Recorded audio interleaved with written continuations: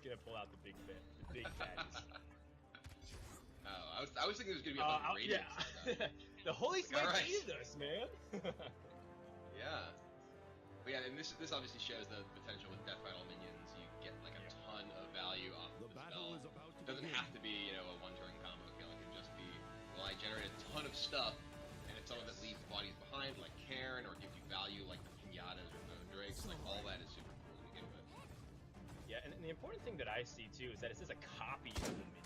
I don't think it's the actual minions itself, which means that you'll be getting the value off these cards later in the game as you draw them.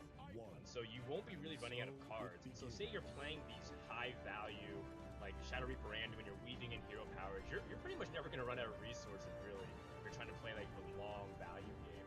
But of course, you know, we kind of mentioned the Holy Smite and how it baited us. You can also play the Stone-Gilded Gargoyle, get coins, so you can maybe have more mana to play with outside of just the 10. You can have the Cloning Gallery plus the Holy Smite and a Mind Blast. I think that is First blood. as well, which is really exciting to think about what Priest can revamp with their existing outfit.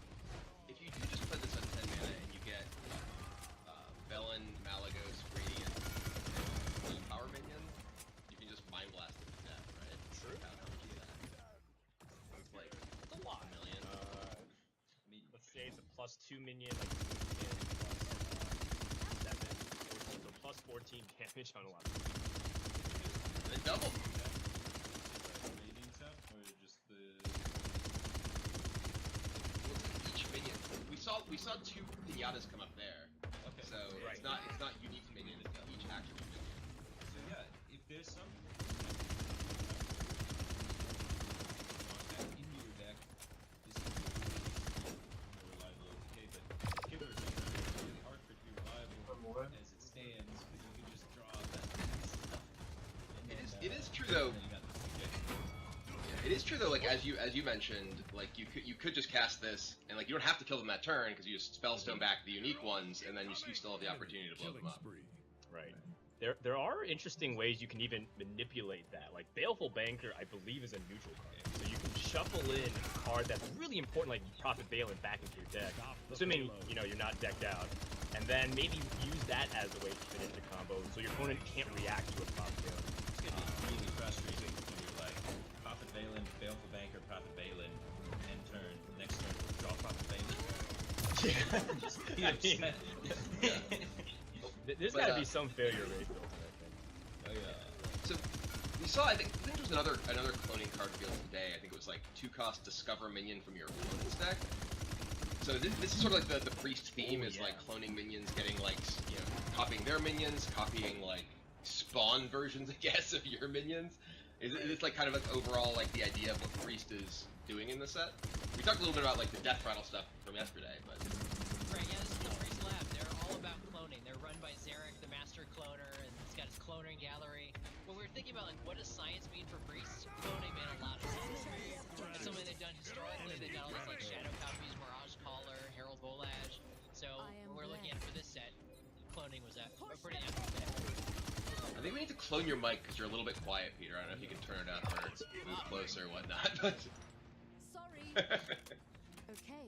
Yeah, we'll have to just speak maybe a little closer to the mic, Peter, if you possibly can. Sure, But yes, perfect for me. I'm not sure if that's of course, chat will let us know if that's not the case. or Man, they'll just tell us it's muted when they technically can hear it, because that's what chat does. So, one thing that we're trying to do, and this is a little bit experimental and new, in the theme of science, is we're going to try to introduce, a very rough baseline rating system on Omnistone for the first time with our card reviews. And I just want to go ahead and give this the highest rating possible that we have right now. I think this is a great card. I think this is exactly what we're looking for in a legendary spell. I think it does have its own downsides, but also has its crazy upsides. And the best part for me is that it's open-ended. But do we have a slide to show how we're actually going to rate this card? 15 seconds. Okay, so we have like a scale. I tend to Anything give that's a them zero. Yeah. I think I'm very realistic with my ratings. I think you guys are more starstruck by the, it's exciting. I like but stars. someone's got to say, Yes. some of them are bad, man. Alright, let's rock. So we at the very top we have Gold Star. You know, that's usually where me and Kibler land because we're very optimistic about stuff. Then we have like the Gadget Auctioneer Thumbs Up. It's like definitely a pretty solid card. Might need a little bit of support, like 1 or 2 cards to see a lot of play or maybe viability. And then two, of course, or the second or third down rather is like, oh no, maybe it needs a little bit more. It's like a Purify type of card. It could end up seeing a lot of decks, but needs a lot from like an expansion or maybe throughout a set. And of course, Firebat really wanted a 0 score of some capacity, so we kind of snuck it in there for Firebat. We're really gonna toss a card into it, but once in a while, when Firebat wants to go off, we'll go ahead and send him over to the dumpster to do some damage, as you can. So let's go ahead. Firebat, where do you think this card lands on the spectrum for you? I want to place this card at probably a good, so rating scale that's a 3, right? So it needs some support to see competitive play, I'd say. Right now, the whole value game plan, I don't think there's a lot of death rattles that give enough value to really justify the value play. You mentioned Karen, but not a, there's like Karen and Silver Vanguard that maybe Skate fresh it on, but like these are most of the time not cards you want to be playing anyway, so it's pretty tough to I see going to the value game plan.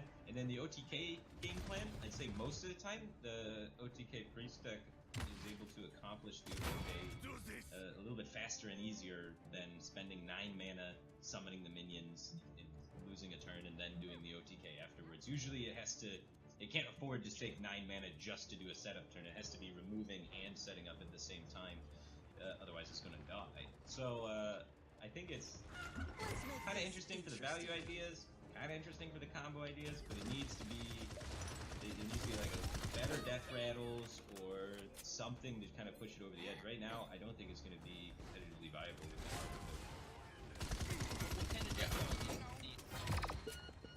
Ooh, this is interesting. Like, right now, for 9 mana, you don't have enough like taunts and defensive stuff coming out. So you're gonna spend 9 mana making a bunch of 1/1s that maybe give you a 4/5 or maybe add minions to your hand, and then you're gonna die because a 1/1's not a lot of stats for 9 mana. Like a bunch of 1/1s, unless you're getting tons of stats out on the field that make it so your opponent has to react to the stats, which justifies the time of spending the 9 mana, or you get a bunch of taunts that allow you to defend yourself after spending 9 mana. Most of the time, you're gonna spend 9 mana and die. Or get far enough behind where... I mean, there are some really good death rattles, though. Like, Obsidian statue can clear up 2 minions on the board immediately if you're able to deal with it. And it does have Taunt and Lifesteal. Well, 1/1's probably gonna kill 2 things on the board. 1 minion on the board dies to the Obsidian statue. A 4/5 is not very good at the later stages. Wait, you can't summon 2 copies of Obsidian statue? No, you could. You said un-Obsidian statue. Yeah, you could. But those are each gonna go 1-for-1 with your opponent's minions. Yeah. Potentially. And that's if you haven't drawn any Obsidian statues yet. And if you run Obsidian statue in your deck, which in the current metagame doesn't have a lot of synergy with it right now. So, like, you have to play a lot of bad cards to try and make this card good in the current environment, and that's not a card that I would rate super high. If you're just playing those cards because those cards are good with other cards in your deck, and then you're like, alright, well then I just throw this on top, then it's fantastic. But right now, you're working to make this work, and that's why I think it needs more support.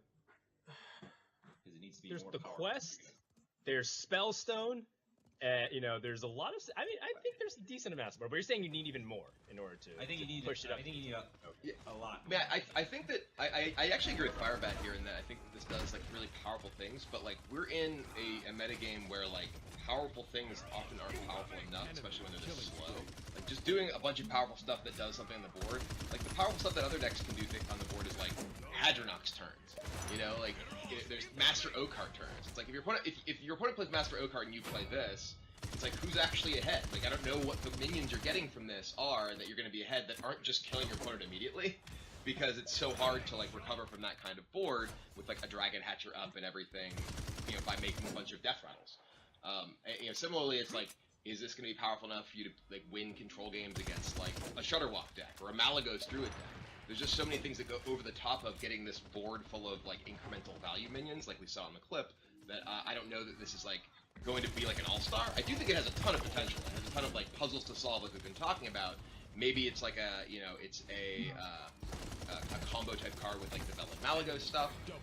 I don't know that the sort of incremental value stuff is going to get the job done in the metagame right now, but it certainly has a ton of potential, like with new cards and with explosive combo stuff.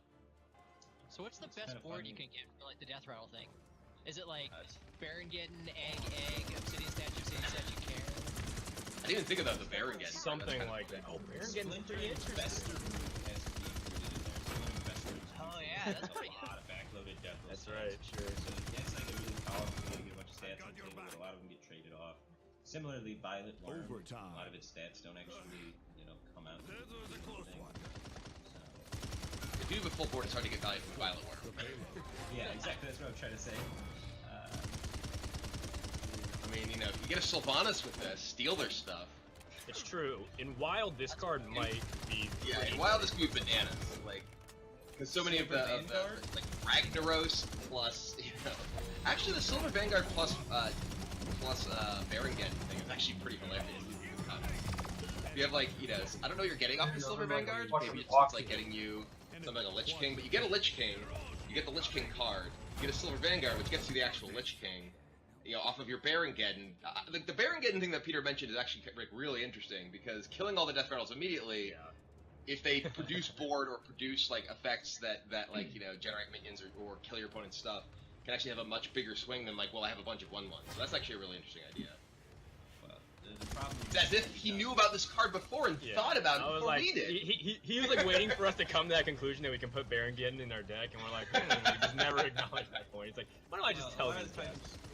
You don't make Barongeddon, though, so now it becomes your board space issues. It's true. So you're gonna build your entire deck around this Barongeddon combo, then sometimes you draw Barongeddon, you'll say. It just seems really iffy.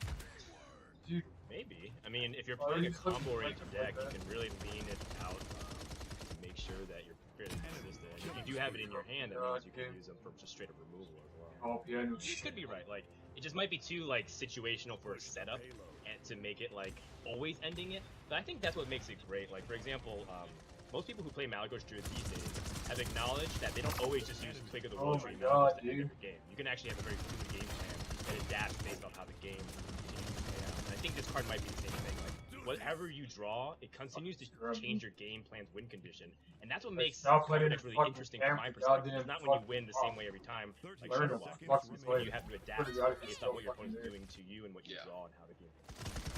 I think the card is going to be good eventually. I think this might be able to help. One of the interesting things too is build a gargoyle. Oh my god, dude, why is he still fucking there? 15 seconds remaining. So you can do really busted stuff with it. So that's why I give the good rating. Which, are we saying good is a 2 or a 3? We'll say what is trash? Is trash a 1 or a 0? Trash is a firebat. Firebat card. Firebat's the best card. Alright, so it must be a 1. It says so on the graphic, Firebat. Alright. So trash is 1, meh is 2, good is 3, great is 4.